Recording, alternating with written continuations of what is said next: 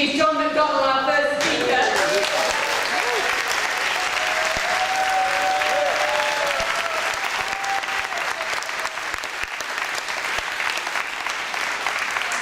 John does have to leave after his speech. It's another commitment.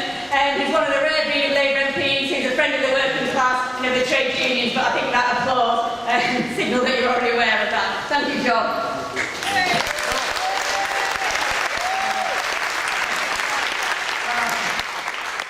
Look, you might want to expel me after this, okay.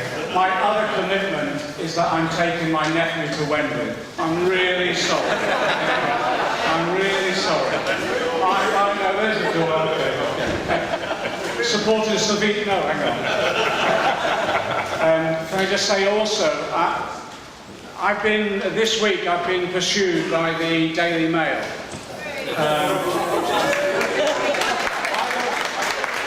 Something right.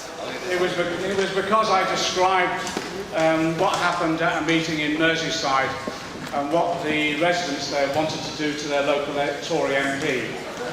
And I was accused then of inciting violence. I know this might disillusion some people, and I apologise for this, but sometimes the Daily Mail doesn't always tell the whole truth. I've been at meetings this morning, a Croydon People's Assembly that was organised, and this afternoon. And I don't know what you felt about this discussion so far, but I found it absolutely inspirational. Absolutely inspirational. And I was in the disabilities workshop this afternoon, and you've just heroes and heroines, to be frank, from DPAC and elsewhere, Black Triangle, the other organisations.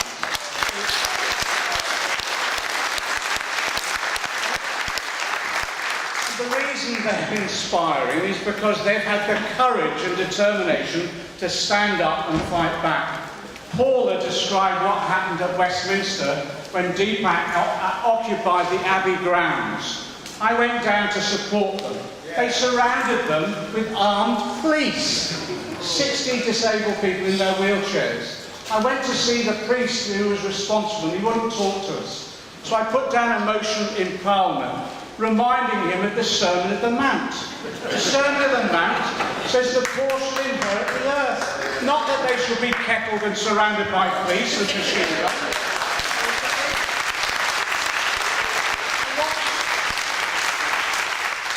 And what's emerging before this general election, to be frank, is a common programme. A common programme right the way across the left, basically, and trade unions and social movements as well. A common programme, understanding of where we're at, why we're here, and also what the policies should be in government. And it's straightforward, isn't it? People know why they're poor, because they're not being paid enough. 2/3 of the children in poverty are in families in work. That's why, sod the living wage, we want £10 an hour. Simple as that.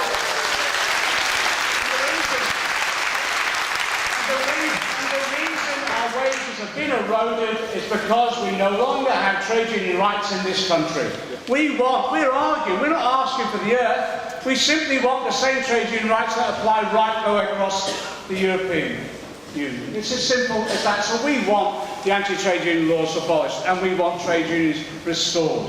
But we also know the reason why people are living in poverty is because when they're out of work, they're sanctioned. 100,000 people sanctioned 4 years ago, 1 million now, forced into poverty, and PCS workers put under the cosh if they don't meet targets for sanctioning as well. We know that's the truth now.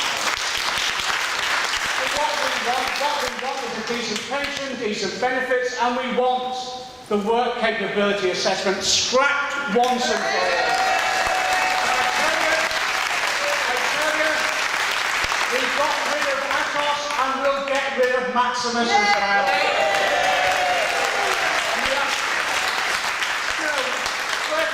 People don't want much. They want a roof over their heads. That's why we want to build housing again. We want to build council housing again. I'm part of the archaeology of this movement. I remember as a kid when Harold Wilson was condemned because he never built 500,000 council houses in a year. That's why we're asking for 500,000 and then 1 million during the lifetime of the next government. But during that period, you know, some people, because it will take time to build homes, some people will continue to live in private rented accommodation. That's why we want rent controls as well. And we want, you know, there are 700,000 properties in this country standing empty. 300,000 of them stood empty for over 6 months. We want the right, if there's homelessness in an area, we want the right of local councils to take over empty properties to put those families in those empty properties. The program's emerging in all the discussions. In terms of the NHS, we know what we want. We want to end all privatisation and we want to bring it all back into public ownership and control.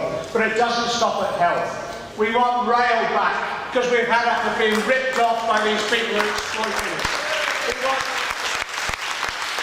It's all well and good talking about freezing energy prices, but you can freeze them for a limited period of time and they'll come back and rip us off again. Why should we allow them to rip us off in that way? The only way we can control prices effectively is if we own the energy companies. That's why we want them brought back as well. You can see the agenda emerging right the way across the piece, and it is about equalities as well. How is it that women are still paid 25% less than men in most sectors? Why aren't we having the proper pay audits that we were promised? Yes. We want full equality. But you know what gets me the most? Is even in the depths of a recession, the rich are, well, they're not just becoming richer. We think something like 50 billion in the last couple of years have gone to the richest in this country while they've been introducing austerity measures to cut benefits. I can remember campaigning in the 70s and 80s when company directors of the FTSE 100 were earning 50 times their average worker's pay. Now it's 150 times. That's why I want a wealth tax. I want the wealth redistributed in this country. It's what Tony Benn said in the 80s. What we want is an irreversible shift in power and wealth. And that means taxing on it.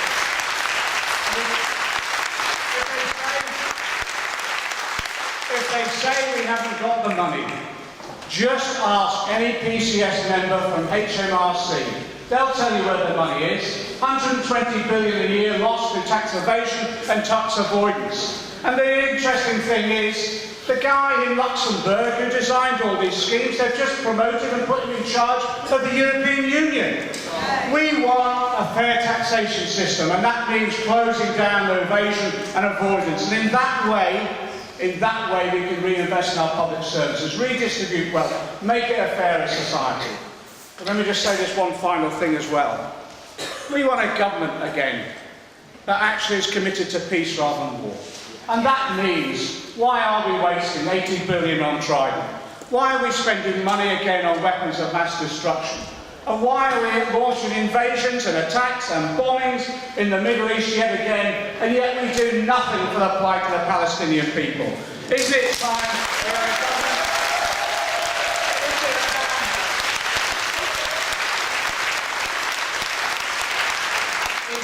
that we had a government that saw its role internationally as promoting peace rather than anything else? Let me say this finally, and I'm off to Wembley, and I apologise. Don't go, John. There is an environmental struggle that's going on now. It's almost as though successive governments and politicians have forgotten that we're facing a climate change crisis. And there will be individual struggles about the whole issue. That is about campaigning and fighting against fracking. But can I tell you also in London, my constituency is threatened again with the third runway. If it doesn't come to Heathrow, they'll try and put it at Gatwick. If we expand aviation in this way that the governments are proposing, there is no hope of meeting our climate change targets. So when we're calling for direct action again, through Climate Camp and other climate change campaigns, it's important that we're there and we're supporting and leading those campaigns. Because we've learnt, haven't we, in every struggle described today, we know the three mechanisms again, just repeat again the three mechanisms that we've learned how we win. We win when we organise at work through our trade unions. We win when we organise politically to ensure that we're properly represented. But also we win. We used to call it insurrection. We now call it politely direct action. We win when we take to the streets, when you can't trust politicians. That's our role in this coming period, because we can talk about the policies, but in this next 6 months before the general election, don't think this government is going to go out with a whimper. They want a scorched earth policy of more cuts, more attack on the working class. So between now and the election, yes, let's talk about the policies, but let's mobilise and fight back, if necessary, on the streets, using every mechanism available to us. Determination, courage, but above all else, solidarity. Solidarity.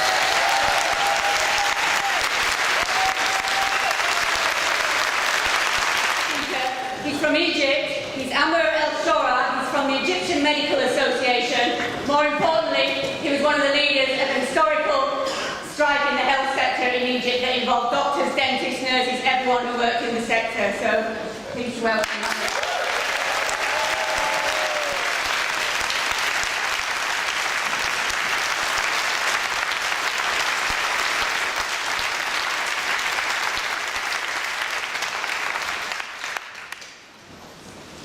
It's an honor to speak to you here.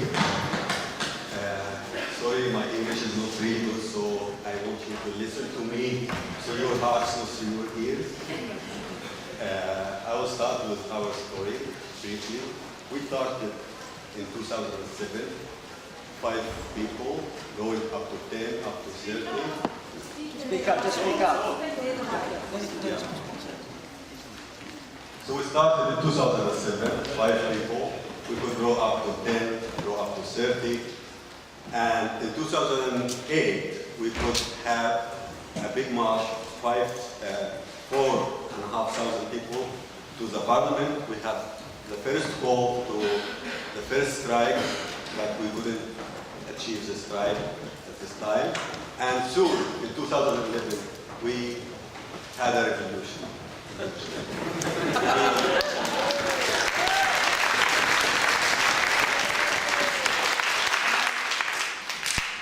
And we were in the heart of this revolution. Marches coming out from our association, from hospitals to join.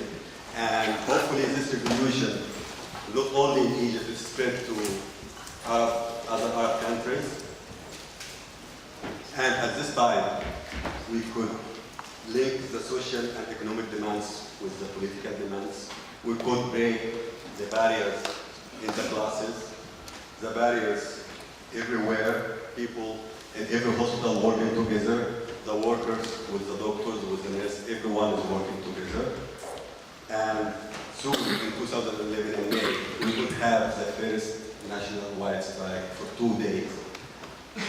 In 2011, we could have a strike for 82 days all over Egypt. And at this time, it was the Muslim Brotherhood who were ruling Egypt at this time. And we could have some of their members participating in the strike, breaking this political polarization, secular Islamism. So we broke another barrier. In 2015, early in January, we could organize again another strike after. I think everybody here that we had a coup again in July 2016. And after the coup, we were the only one who could organize a strike again for 62 days. But this time, we could have doctors, pharmacists, dentists, nurses organizing together, negotiating together at this time. So, as long as we are organized, we will never be defeated. As long as we unite, we will never be defeated. I'm here speaking to you. We are fighting the same policies, the same systems, but with different faces. You have Cabral here, we have CC there, but they are the same in every factory, every hospital, everywhere there is a manager who represents these people, the same faces everywhere, the same system. So I think it's time to break the other barrier, break the border, and unite all our struggle together. Break the barriers between countries and have a universal struggle together. And before I end the speech, I will ask you one request Now in Egypt we have more than 41,000 political prisoners. We have a big wave of hunger strike inside the jail and outside the jails. If I talk about how many people was killed in the last 3 years, it is a big number. It's a big number. About the minors and children being detained in jails right now, it is really a big number. So I would ask you to have some solidarity with us. Here we have some pictures of our friends in jail for 3 years and others for 15 years because they protest in solidarity with the people who are detained in jail. So thank you. Thank you.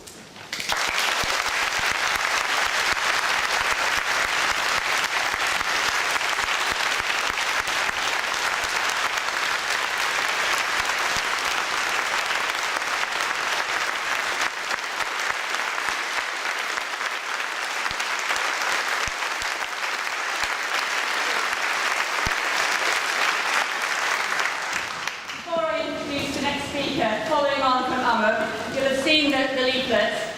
I'd like to make a request that at the end of this session at 5 p.m, when you leave the hall, these leaflets will be distributed and we'd like people to gather. A photograph will be taken in solidarity with these prisoners. Many of them who are women, as you'll see from the photograph, who are spending 3 years in prison for taking part in protests, and that's at the end of this session at 5 o'clock. Thanks very much.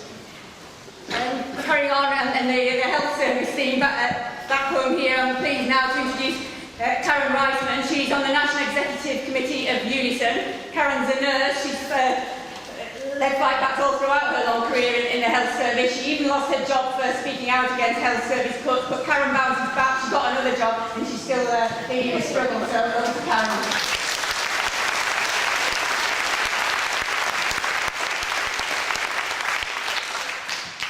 I think one of the things that has amazed me about today is that there's a mixture of the best about the world at the moment and the worst about the world at the moment.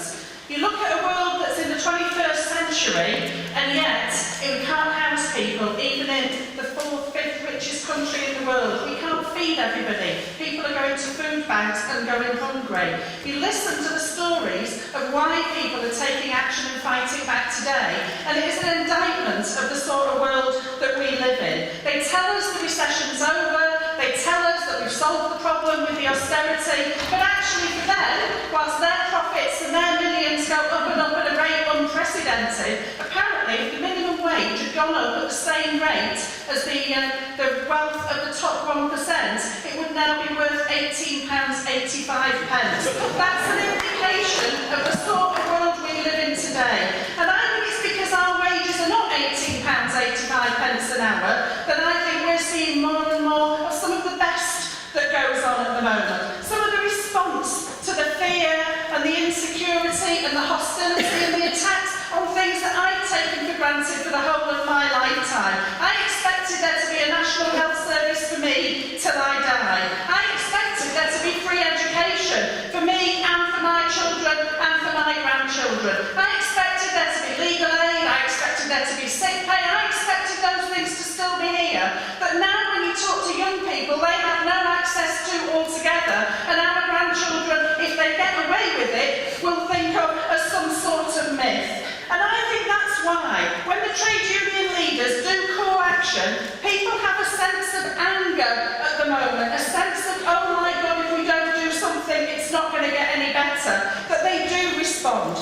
So the stuff about the health service, it's interesting being on the health executive of the NEC of Unison, because there was real nervousness when the trade union leaders suggested that we have strikes. Real nervousness, and in some ways people voted for it, not because they believed their members would come out on strikes, they probably haven't spoken to a lot of them recently, but because they were told that it was not what we were doing. And in some ways there's an agenda of our trade union leaders that isn't always the same as ours. It's about recruiting new members, it's about sort of, maintaining our position at the table. But I think we have to not sort of be cynical about why they've called it. We have to grasp every opportunity they give us to try and nurture that anger. Because going around the wards, we were absolutely amazed at the response of people when we said we were going out on strike. And the picket lines that we had on October the 13th were bigger than the picket lines that we had at hospitals over the pensions strike, even though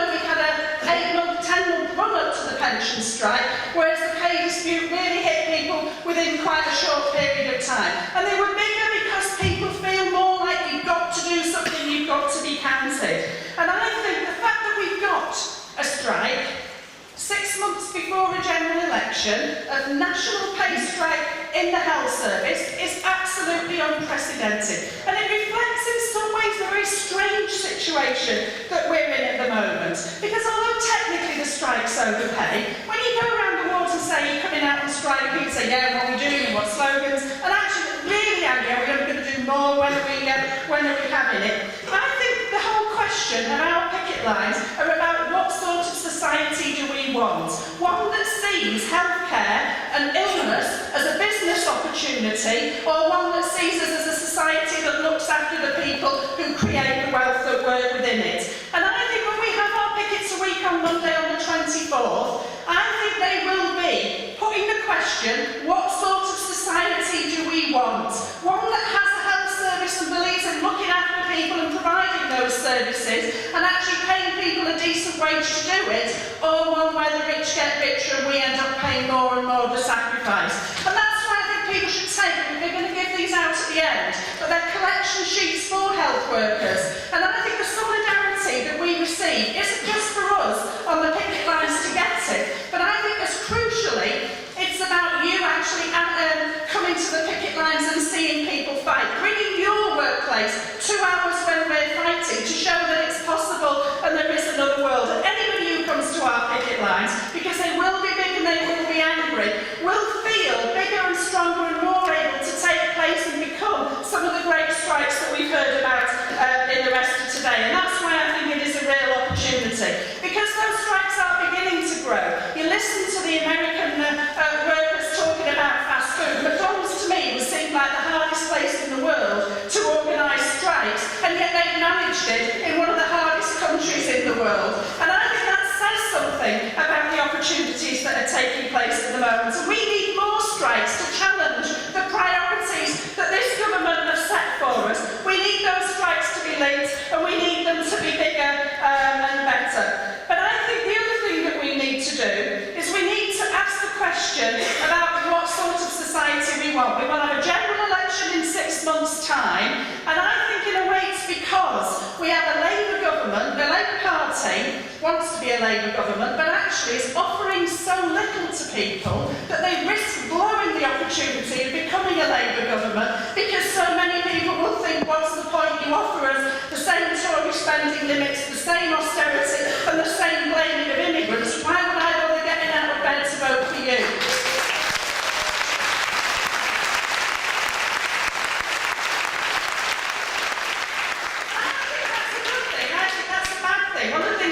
Are saying more and more is we don't want to wake up on May the 6th or 7th to a UKIP Tory coalition, and we don't want to wake up to that. But the responsibility of that, I think, will lie with Labour.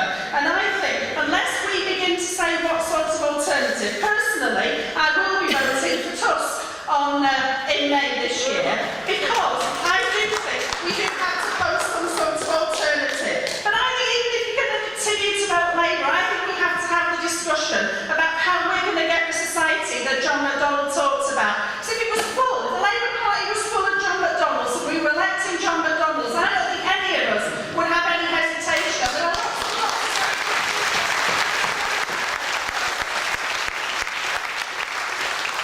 Politics makes a difference. It is no coincidence that it is local government and the Welsh Health Service that have been sold a crappy deal over pay and have stopped strikes. Wales is run by the Labour Party and the Local Government Association is run by the Labour Party. And I think that the politics of that, not wanting to challenge in the run-up to an election, is what's led the trade union leaders to sell those out.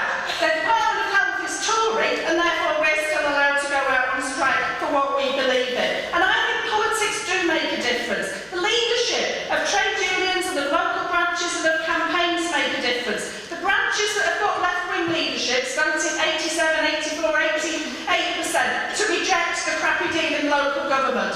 The branches that were more tied to the Labour Party accepted it. Members need to feel that their trade unions are behind them and confident, but when you put that position, people do want to fight, and it does make a difference. And I suppose crucially, going on at the moment is the stuff about immigration. I work in the health service, right? The health service was built by British and migrant workers. My mum came to this country answering an advert in Germany to say, please come and start our health service and get it going in 1949 when she came. And ever since then, it has been built and defended. But we hear a Labour Party backing the Tory party to say some of the problems with the health service at the moment is the few people who are not British who use it. They're going to introduce charges which they reckon will raise £500 million contribution to the health service. It probably costs them more than that to raise it. But what it does do, it doesn't compare at all to the £20 million that they've cut from the health service, which is the real reason why the health service is not delivering at the moment.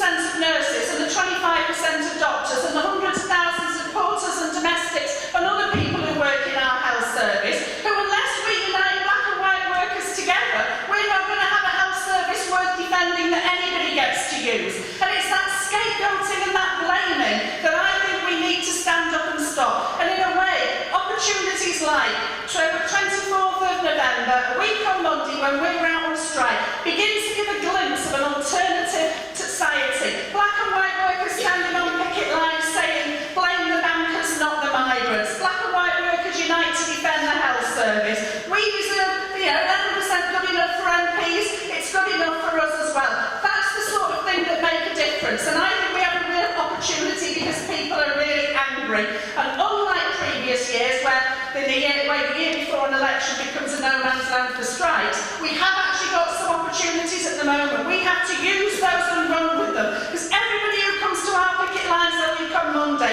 will go back that bit more confident and taking on some of the arguments that help to equip us as to what's undermining us at the moment. So take your sheets, go on and fight, another world is possible.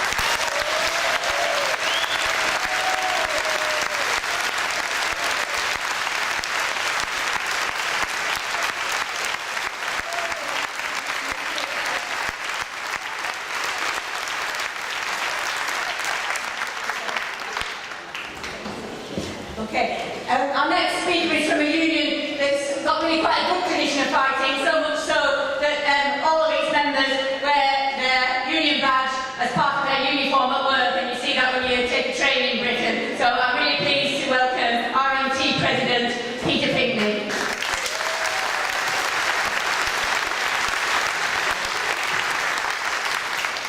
Thanks, comrades.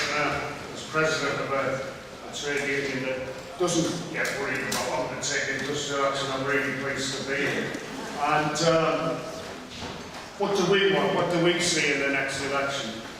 Well, what we see is what I've been speaking about for the last few years. We want to see some way of giving the young people of the United Kingdom and indeed the world some hope.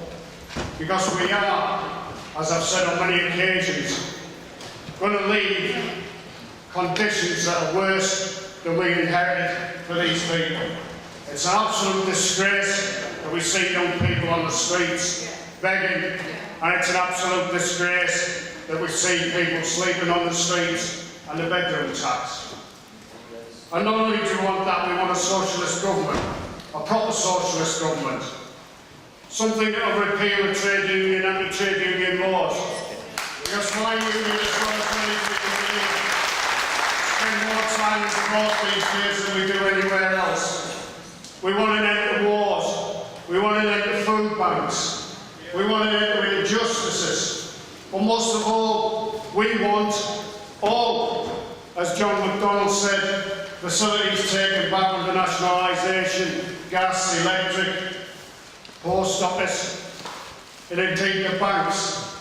And most of all, we want the railway took back into public ownership.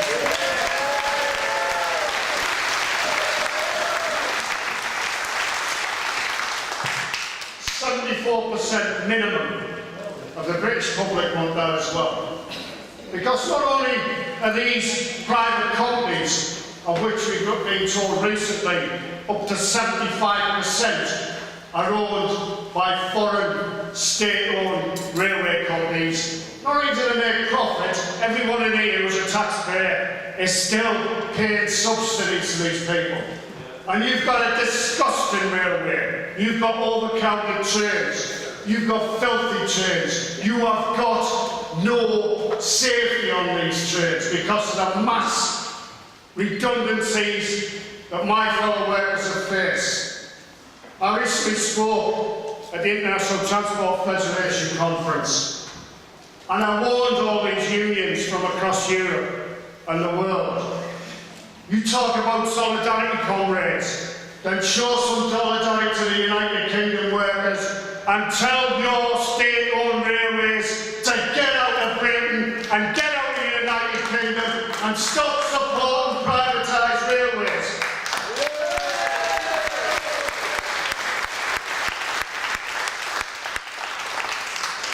I'm going to talk about the Labour Party now, and I think that's why John spoke before me, because I have a habit of attacking him and it's not really fair, because John isn't one of the Labour Party people that we should have any argument or problem with. But this Labour Party now is not the Labour Party in 1948 or even of Harold Wilson's time. This Labour Party is at best left-wing conservative. They want to pursue the same powers. It was them who tightened up the anti-trade union laws. They made it worse. I'm going to quote somebody that I'm very rarely quote, Derek Hatton. But I was reminded of a programme last week when he said, "It's a pity the leadership of the Labour Party and the left in Britain hasn't shown the same loyalty and commitment as the leader of the Conservatives do to their class." And that's the problem. Not once have they spoke about renationalising the railways. Not once. It took the Green Party of all people to demand that last year when Caroline Lucas moved a private member's bill.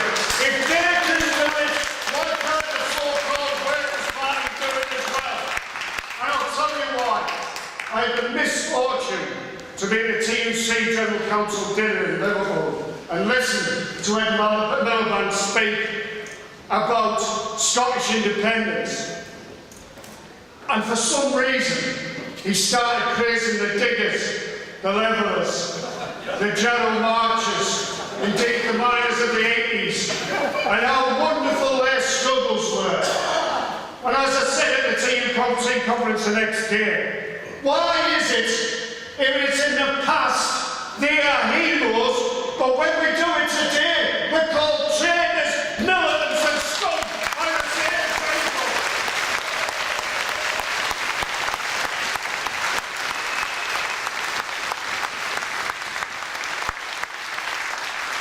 I want to know what they're frightened of. I want to know why they're frightened of what the rich say. I want to know why they're frightened of what the Conservatives say. I want to know why they're frightened of what the right-wing media and press say. They are the enemy. I don't give a toss what they think. And if they criticise us, then we're doing something right. Because the millions and millions who have marched over the last few years have not done it because the Daily Mail or the bloody Sun told them to.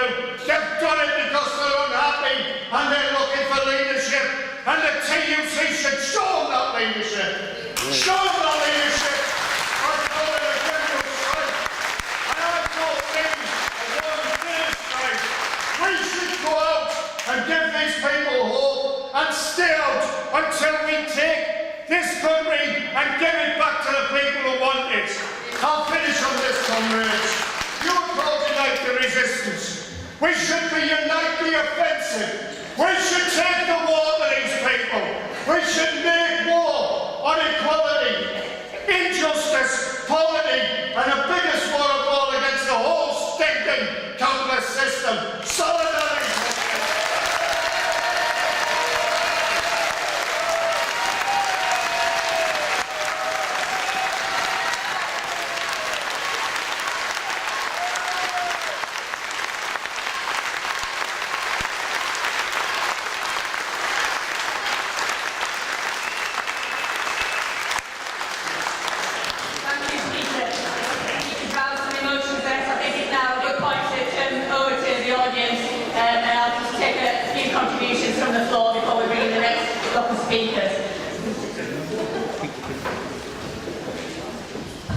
I didn't really want to follow on from that, actually. This Penny Gowan, EIS delegate, we're nationally affiliated to Unite the Resistance, and I'm very, very glad to also give our thanks from Edinburgh College, because we went on an all-out indefinite strike this year. A bit scary until we got, and I can see the faces of the people that sent messages from everywhere. Unite the Resistance was the only organisation, I think, across borders that sent out message after message of support, and we knew we weren't alone. We stayed down until we won.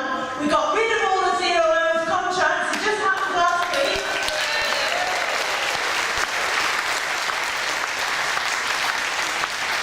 And that was over 100 of them. We got 22% increase in pay for the low paid. We got a 7% increase across the board. We got their conditions reduced, the workload reduced by 7 to 8%. And as you know, and the last speaker mentioned Scotland, we've had huge debates.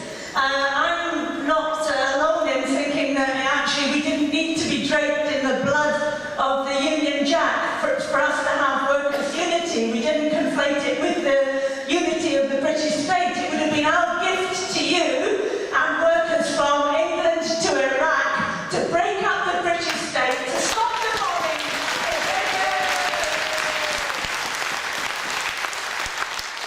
When we lost the referendum, I think it was something like 3 days later, they started the bloody bombing again, so poor sods in Iraq are getting it tight because we lost it narrowly. But some of the debates, the level of engagement, we wanted to get rid of, try and fight austerity, wipe that smug fucking smile off Cameron's face. Sorry about the swearing, but we're a bit annoyed that we lost, right? And we also held huge debates in the workplace. In our own college, we invited in Tommy Sheridan and Labour Party MSPs and stuff, and the principal said, you're not having it, you're not having the debate. And we said, well, actually, sorry, I said, the leaflets are gone out, and if you can ban them, but we'll have those debates on the grass outside the building, and it'll look awfully like a picket line. She went quiet for a week, she put her house up for sale, and she's now just left her college, so and just a final point, last thing, we were left with 45% that voted for a better society and a fight against austerity, but a lot of good-hearted Labour Party members who voted no. And we have to say, we are not the 45%, we are the 99%, and Unite the Resistance has got the power and the ability to unite everybody across those debates. Thanks.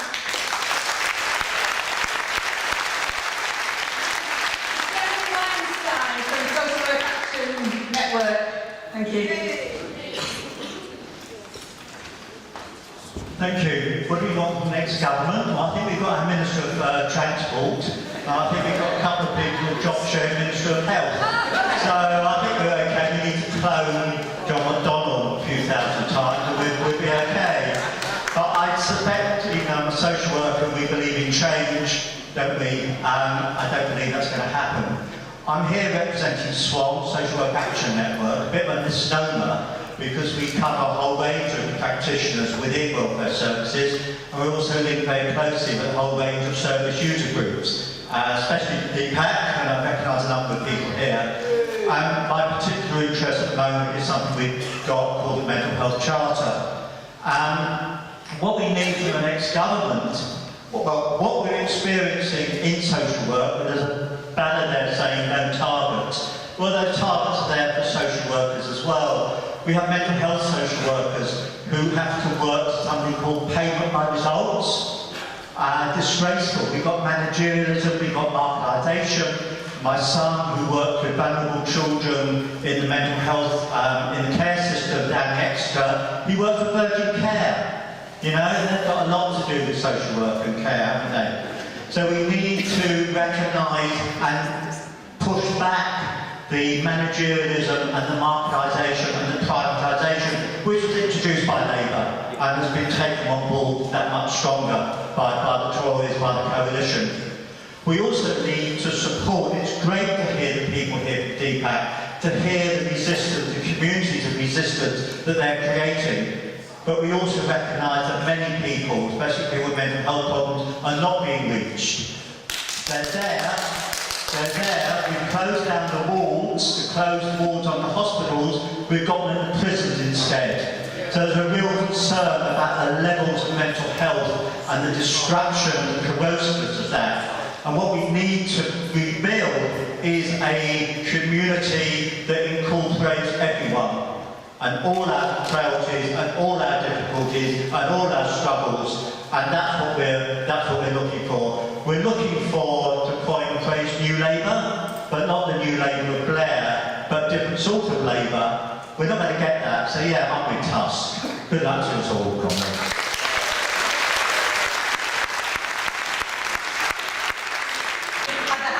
We're going to bring back the next lot of speakers. If it's time after that, I will call those of you with your hands up. So without further ado, I'm very pleased next to introduce Dean Rogers. He's the Assistant General Secretary of the National Association of Probation Officers.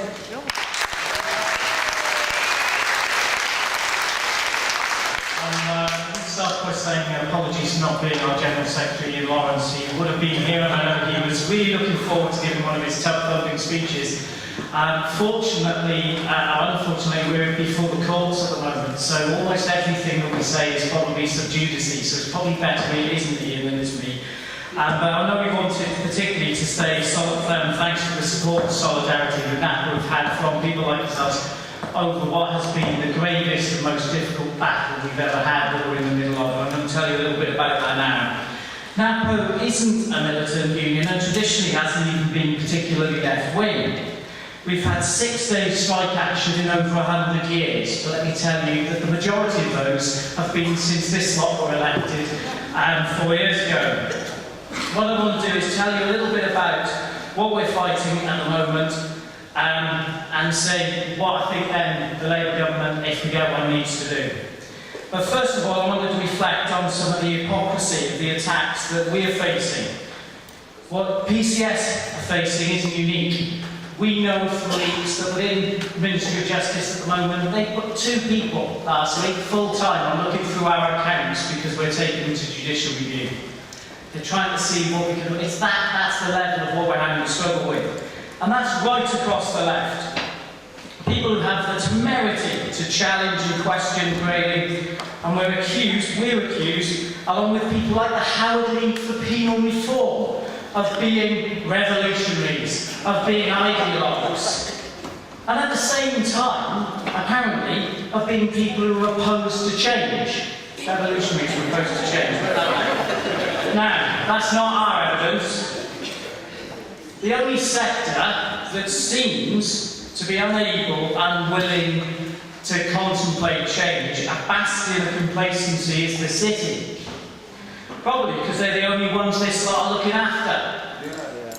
Only this week, we've seen the same behaviours being repeated by the same repeat offenders, ripping off customers, avoiding their responsibilities and their liabilities for tax, and offering the same excuses. Comrades, this is an 80s revival we can do without.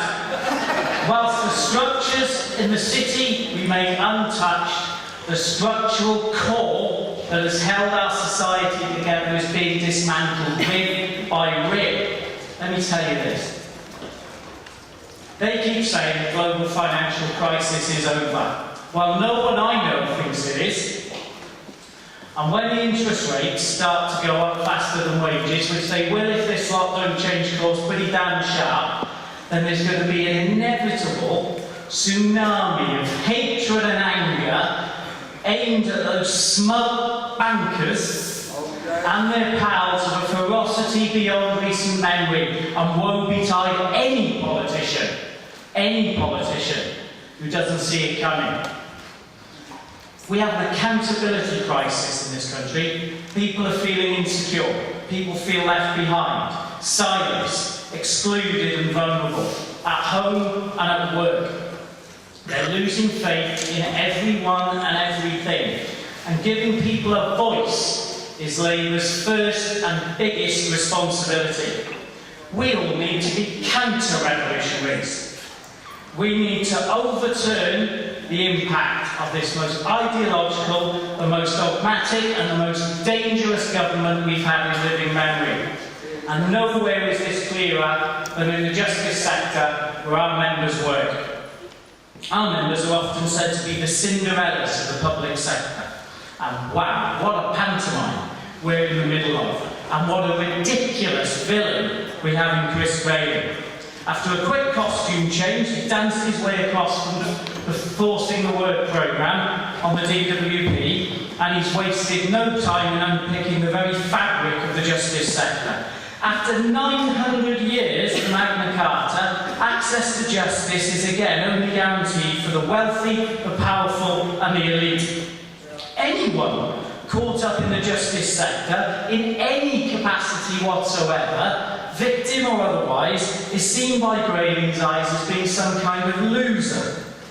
This callousness comes at an enormous social cost. I'll give you one example.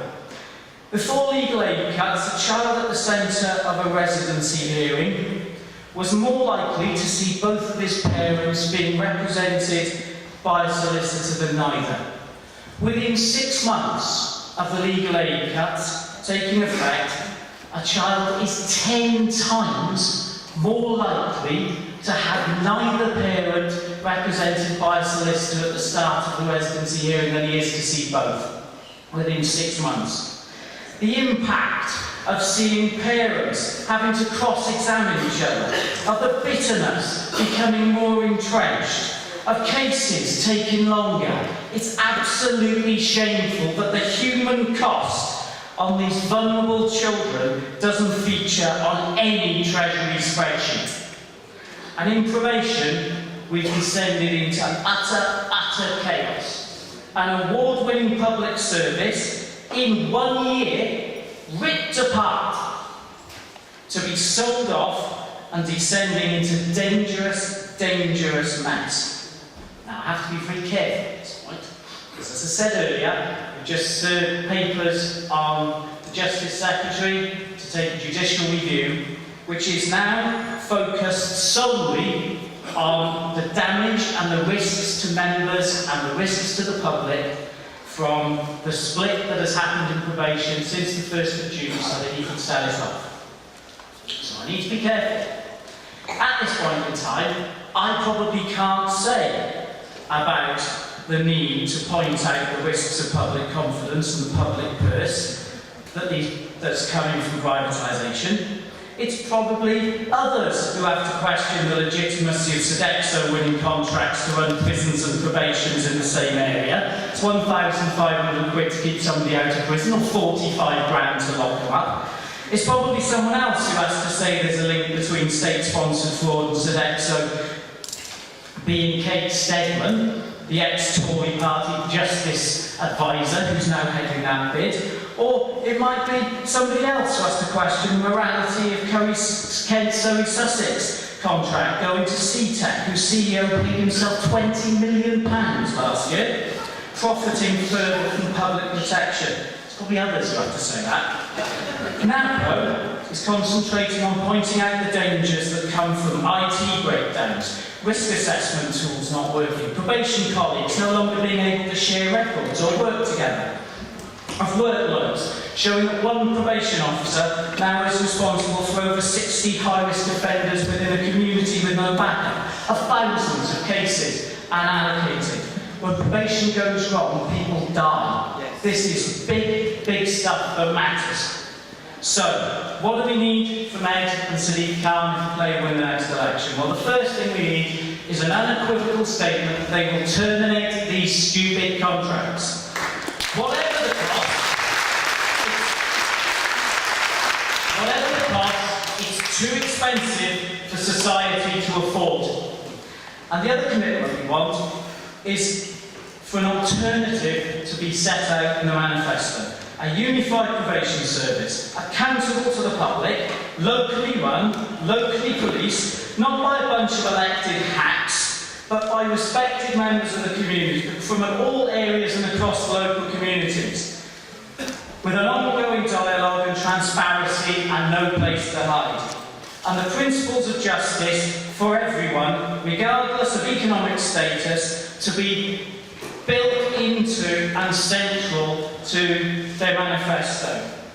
A measurement of success being people's ability to access, not how much they can afford. It's worked in the NHS and they've been proud of it for nearly 70 years. It should have been working in the justice sector for 900, and that's what we need this Labour government to commit to. Thank you.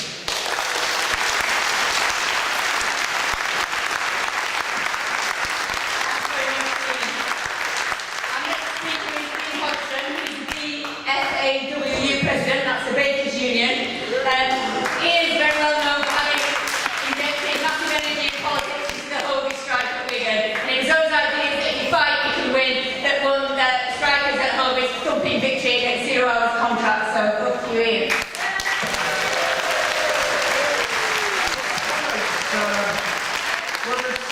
It's an absolute pleasure to be here at United Resistance. I mean, our union's really proud of our links that we have with United Resistance. And let's remind ourselves about the role that United Resistance played in the strike that we had at Hovis, because it was United Resistance that enabled us to make sure we won that victory and showed us how it was that we picketed, and then enabled us to make sure that we returned the man anti-trade union laws. We brought back mass picketing at Hovis, and I'll tell you what, that was such a successful dispute because of the role that United Resistance played. And I'm really pleased of the role that we play within United Resistance. And I'm really pleased about the role that we've been playing in United Resistance alongside the fast food campaign.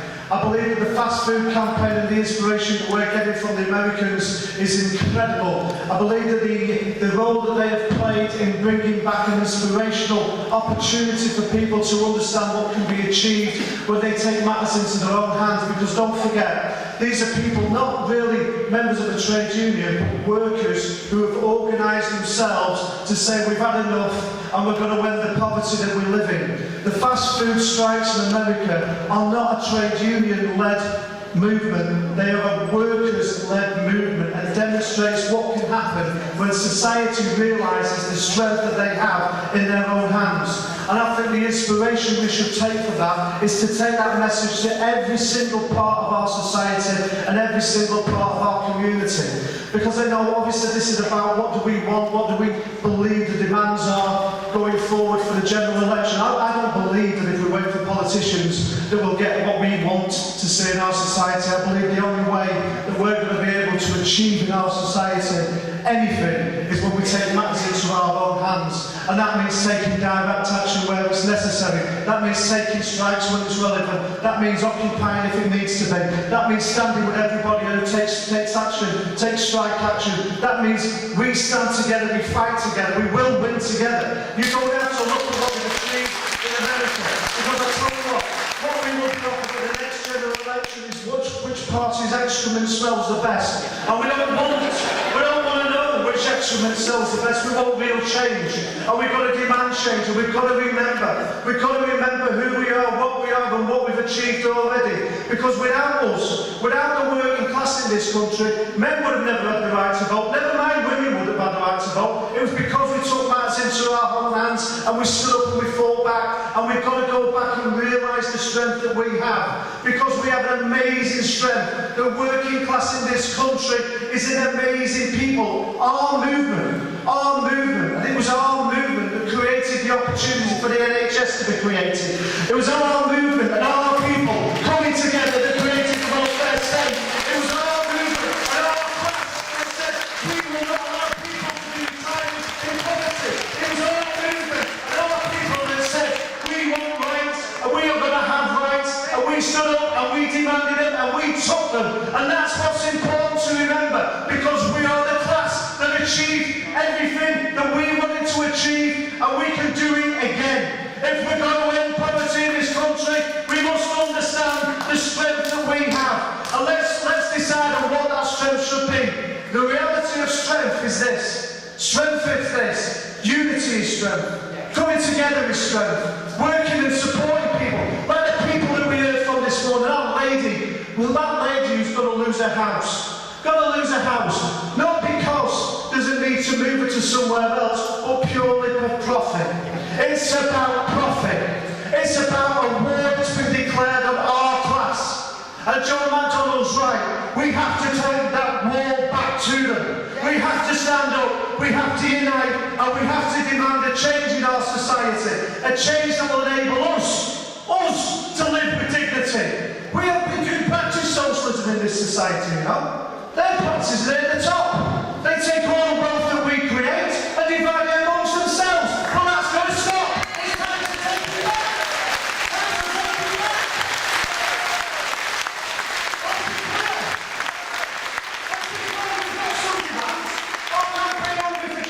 Got some demands.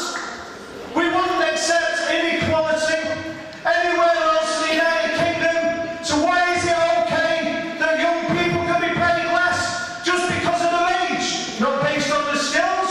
Let's end the youth minimum wage. Let's call an end to the youth minimum wage.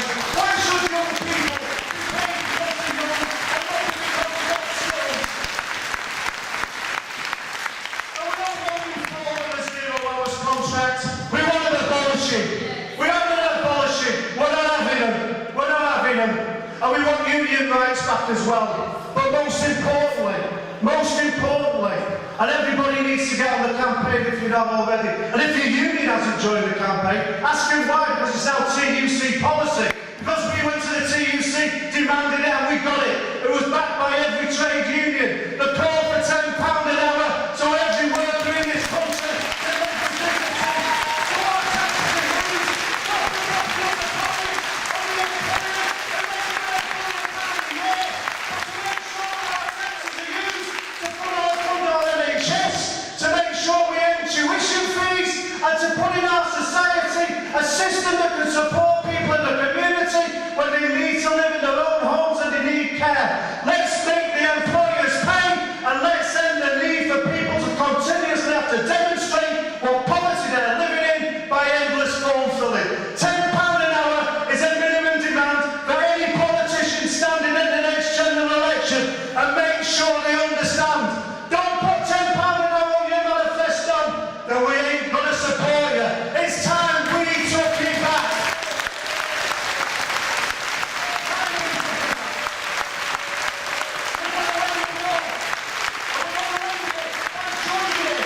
Because when we stand up, when we fight, we will win. Solidarity.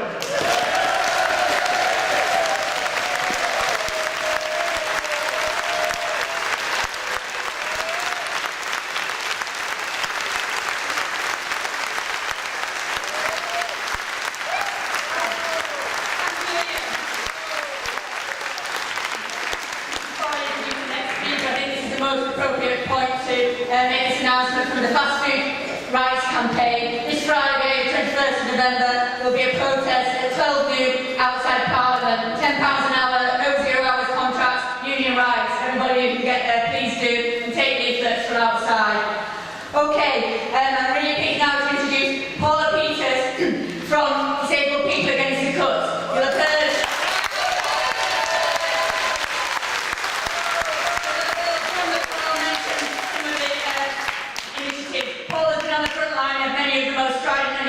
protests from this group, so thank you, Paula. I'd like to thank the organisers of the Unite Resistance Conference for the kind invitation to speak to you all today. I am here as a representative of Disabled People Against Cuts, or DPAC as we are better known, the Disabled People-led campaign set up in 2010 to oppose and fight back against the vicious and brutal attacks by the coalition government on disabled people. And we take on that fight any way we can.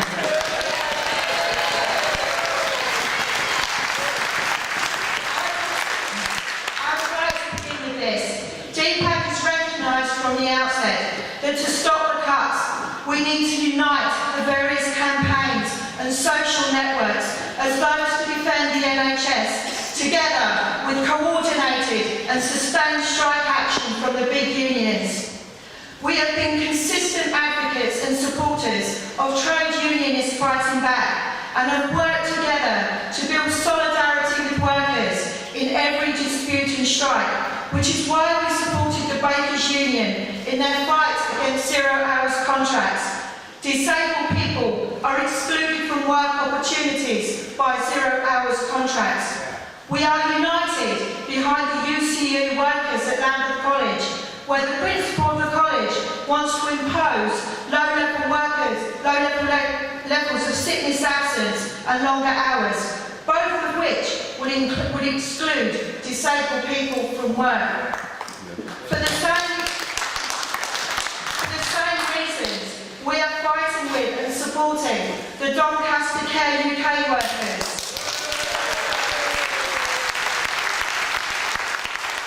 the cinema workers, and of course, the workers of the Mungos campaign. And well done on your recent.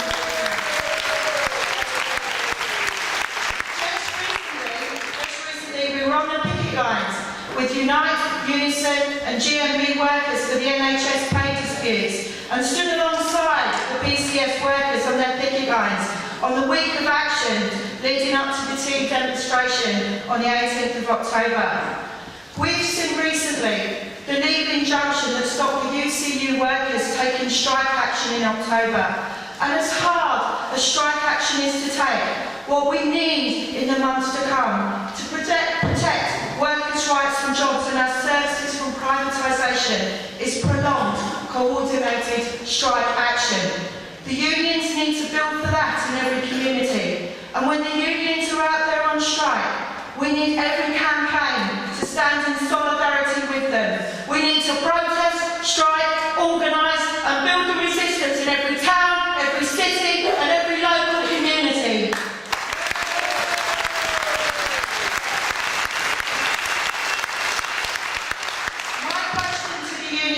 And to everyone is this: what will happen if Labour does not deliver next year? We need to start a discussion on the left about what sort of alternative to austerity we want to see, what sort of organisations we need to put those ideas forward as an alternative to the policies of a free market economy and benefit dependency and hateful use of rhetoric against migrants and benefit claimants, which is at the heart of every mainstream political party right now. BFAWU, as you'll know, well, we're very well known for our direct actions, but as said earlier, we take on the fight against the government any way we can. We take the government to court, and we supported the Mental Health Resistance Network with the work capability assessment judicial review for mental health claimants, which the two claimants won not just once, but they beat IDS twice. We do a lot of direct actions and protests, which include the visit to Ian Duncan Smith's house, putting an eviction notice on his front door. We blocked roads, tie wheelchairs together as we did at Trafalgar Square, Tottenham Court Road, Oxford Circus, outside the DWP, and recently we carried out the Westminster Abbey occupation camp. Where we highlighted the issues of the proposed closure of the Independent Living Fund. 65 disabled activists, many in wheelchairs, faced down 350 police officers, many of us facing them down at gunpoint. We were denied food, water and medication. We stared them down, we didn't give them an inch, we held that space for 6 hours, we left on our own terms and we ramped up the support for the ILF campaign.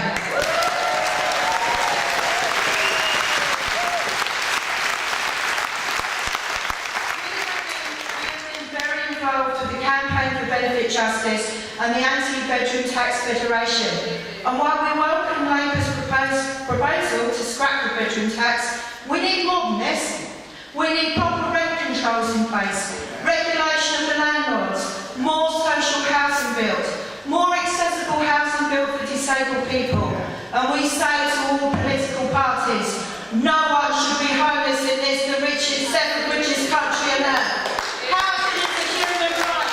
And in the months to come, we need to build the housing campaigns in the community and tenants groups, pile the pressure on the political parties to look at their housing policy and make sure housing is affordable and accessible for all.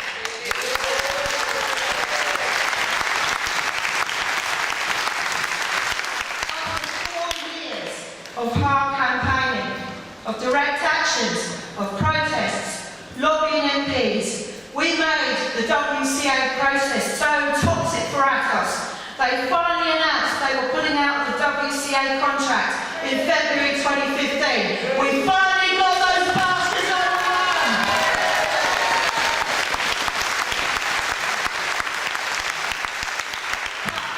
Where is the fact? Just recently, Gluteus Maximus, and I'm sure you'll know what that is, were awarded the contract for the WCA, and we give them a clear message. What we did to Atos, we will do to you. We will pile the pressure on you. We will protest. We will continue our direct actions, and we will make the name Maximus so toxic that we will drive you out as well.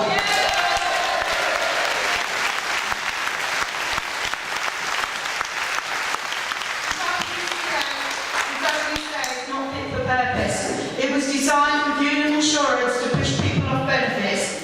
It has caused misery for hundreds of thousands of disabled people. Thousands of disabled people have died as a result of this horrific process. We now demand the scrapping of the WCA. We say do not use a private contractor who makes money off the backs of disabled people to assess us, but get the doctors who treat us, who know us, to assess us. It's now time for the WCA to go!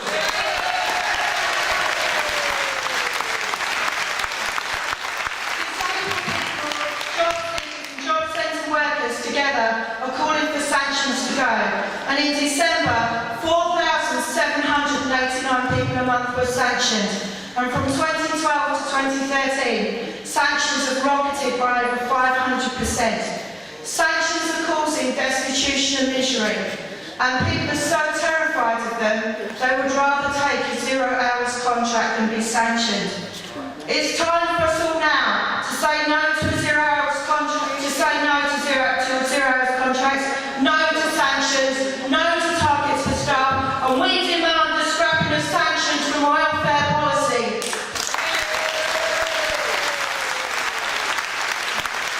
In June 2015, the government are planning to close the Independent Living Fund, and 18,000 disabled people with high support needs are facing a horrendous future, imprisoned at home with very little or no support, or a future in residential care, institutionalised, far from friends and family, with no rights, something no disabled person wants.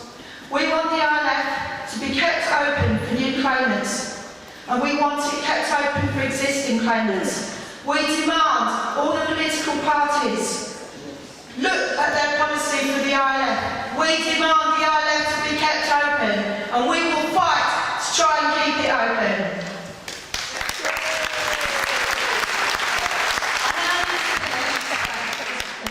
I know that all of you have heard the horrendous discriminatory comments made by Lord Freud, saying that disabled people are not worth the minimum wage, and we should only pay £2 per hour. Disabled people are worth the very best life has to offer. We are worth more than £2 an hour. We are worth decent access to healthcare, education, decent employment with the right to work, which includes access to work, paid a decent salary so we can live, the right to independent living, and we want the right to be equal in society with the same rights as everyone else. And I tell you all now, we're bloody well fight for those rights.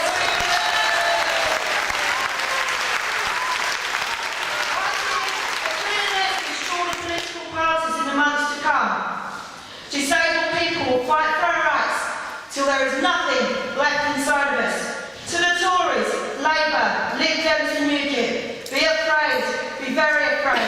Disabled people have a proud history of resistance and fighting back. None of you will stop the fight for our right to be equal in society, wanting the same rights as everyone else. And no matter what, we will never be gagged. You will never stop us in raising our voices, and disabled people will fight to be heard. And to Freud, David Cameron ODS, we're not stock, we're human beings. We are not scroungers. The real scroungers are the ones in power in Parliament. On behalf of everyone in Impact, I now make the coalition government this promise. Disabled people will keep resisting you. We we will keep fighting back against you. We will face you down in Parliament at gunpoint. We will face you down outside your houses, and wherever you are is where we will be. You will never break us. I ask you all today to become members of BFAWU, donate to us, support us, fight alongside us in unity, as our rights are your rights and your rights are our rights. And I will end with this. We know you are angry, we are angry. Let the anger we all feel propel us to further action. Let's raise our voices, speak out in anger, pile the pressure on for the demand for change, and we must build a resistance against this coalition government in every local community. There is strength in unity, and in unity we can win. So I now call you to action. Now is the time to unite, fight, and together let's work some coalition government arms and get them out. Solidarity!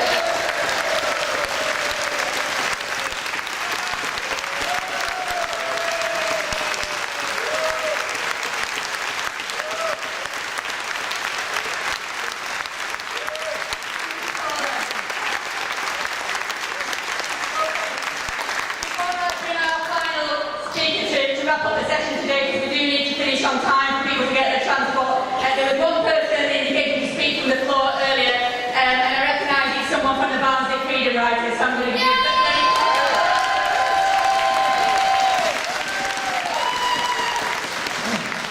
the South Yorkshire Freedom Riders have been fighting for free public transport for 9 months, 10 months now. So that's about free bus travel and free train travel. And in a civilised society, older people and disabled people would have free public transport, wouldn't they? And that's what we've been fighting for. It's been a fantastic campaign. We think we've had about between 500 and 800 older people and disabled people directly involved in the campaign. And those people are stuck with the campaign through 9-10 months, as I say. They've stuck with it through thick and thin. And the solidarity between older people and disabled people has been fantastic and an inspiration. And we achieved, we've done all sorts, we've used all sorts of tactics. We've lobbied the Labour Party. That was no fucking use whatsoever. Okay, individual members of the Labour Party said they agreed with us, but Labour as a body said, no, we're implementing the cuts, there's no money, bugger off. So that was the Labour Party for you. What worked, the tactics that worked, were actually building links with the trade unions, especially the rail trade unions, ASLEF, the RMT, and other trade unions. Unite in particular have been fantastic. And also the direct action that we were willing to take. And we did freedom rides week after week, where we got on the train as a mass and refused to pay. We didn't have tickets. And that's what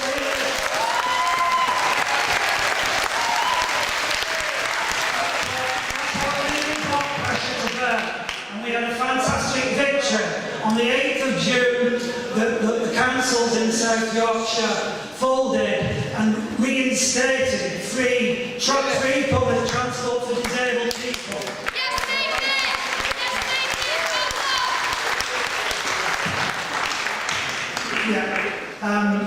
But of course, as we've gone along, we've faced increasing repression.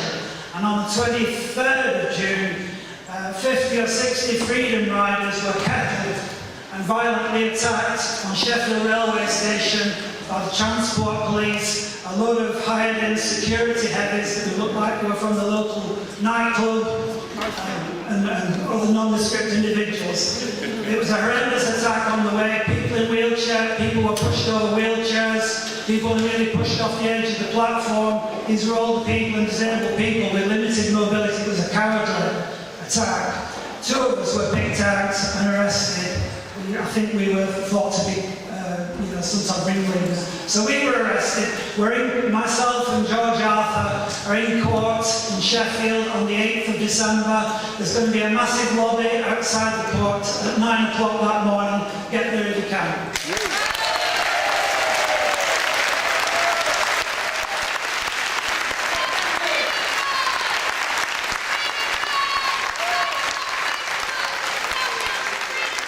I'm going to hand over now to Jane Aitchison to wrap up the session.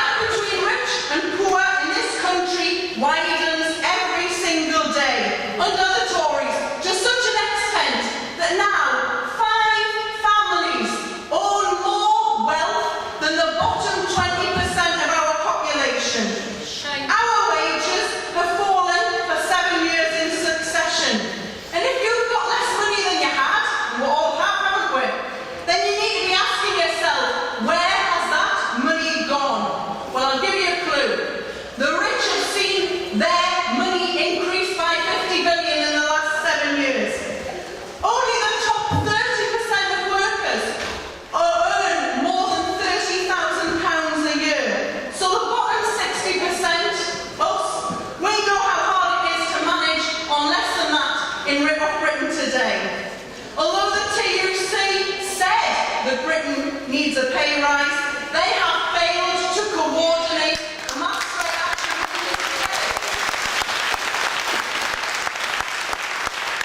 Right now, my trade union members are less interested than the mass media want them to be in the various feel-good Christmas TV adverts. Instead, they are worrying and feeling bad about how the hell they are going to pay for it. The media attempt to distract us all the time by pretending that stuff that happens on the television is real news. This morning I read on the way down here that Tory Edwina Curry is being sent into the jungle. We need a fight to have every Tory sent into the jungle.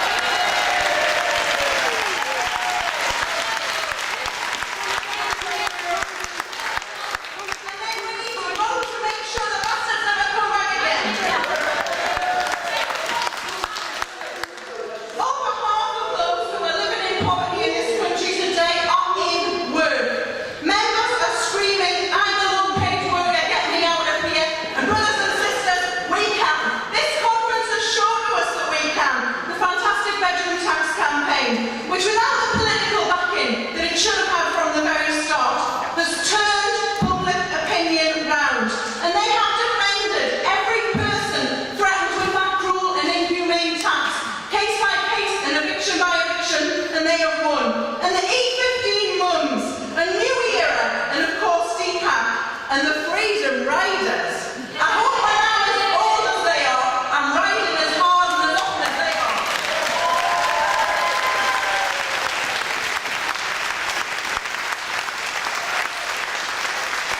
We are winning, they are a testament of people's power. And industrially, when we are allowed to, we have seen today that we can fight back and we can win. We've heard about the fantastic struggles like St. Mungos, like August last year, and of course like the fast food rights. And we've won significant victories. With some notable exceptions, and I mentioned my own General Secretary, Mark Sawalker, who sends solidarity, and I know what to send solidarity. But with those exceptions, I can't help feeling that if all of the trade union leaders have the stamina and the bottle of the incredible Doncaster Care UK workers, and if they have the guts of Julie Davis and her NUT members, then we would be winning real change for our members and for our society now today.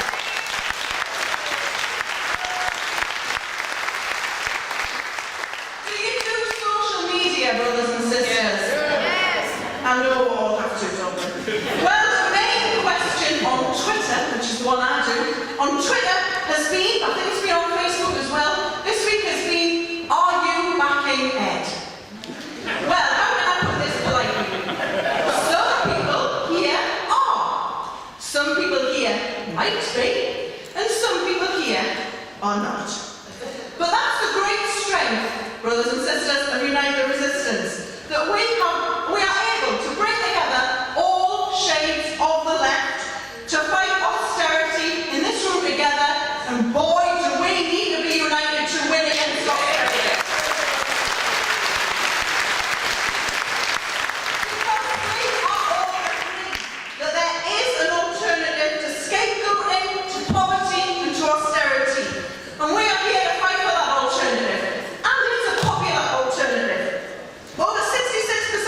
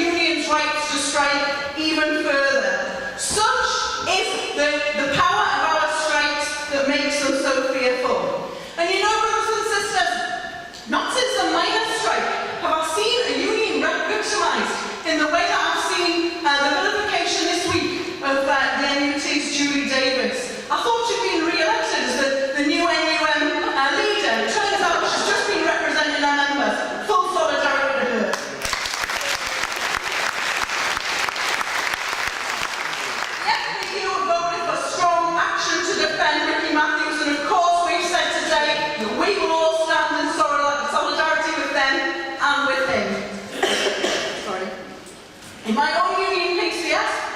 We've heard about the victimisation that the management are threatening. We also, you must know, that they are threatening to stop us from collecting subs from members through the check-off system and cutting off the union's only source of funding. They're also threatening us with derecognition hand in hand. But you know, you have to ask yourselves that when a management in the tax department, the HMRC, are spending so much time and attention on destroying my union, it is little wonder that they have managed to get round yet to collecting the £120 billion of evaded and avoided tax. So, sisters and brothers, defending trade union rights has to be at the top of our alternative agenda, because if we are swept away, then everything that we have fought long and hard for and won will be swept away with us. Today, we have debated and discussed how we win that alternative, and now we need to take that back to our towns and cities, and we'll be rolling out a programme of meetings where we pressure politicians. We've got unions signed up to those meetings to push that alternative further. Of course, we'll continue to campaign and to build an industrial opposition, but we're all at the same time acutely aware that every single politician now is looking at the next 6 months and looking at their future. Some of them are tweeting or putting on Facebook 6 months to win. Well, it's 6 months to lose as well, isn't it? And whatever they say, no one currently knows who is going to win that general election. Look in Scotland if you want to see how fast moving things are and how quickly change can come. There has never been a better time to pressure our politicians. The time of no choice is over. Voters now have a choice. UKIP, but of course it's the wrong choice. So we need to get them an alternative choice. We need to push politicians to back our alternative. But if they still tell us that there is no alternative to austerity, then we need to start building a broader and real political alternative to austerity instead.